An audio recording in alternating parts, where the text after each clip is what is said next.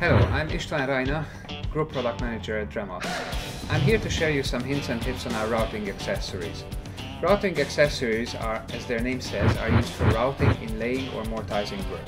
Always make sure that you are not using the entire cutting edge of the accessory, but rather than divide your total cutting depth by 3 and do your routing work gradually, layer by layer. Make sure that your tool is set into a high RPM range.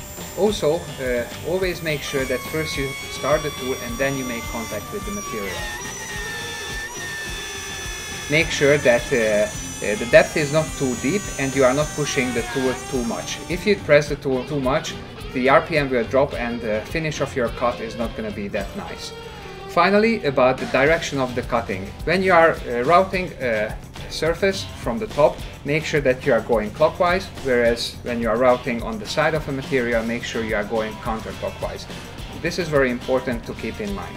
Router accessories are great accessories to personalize your woodwork.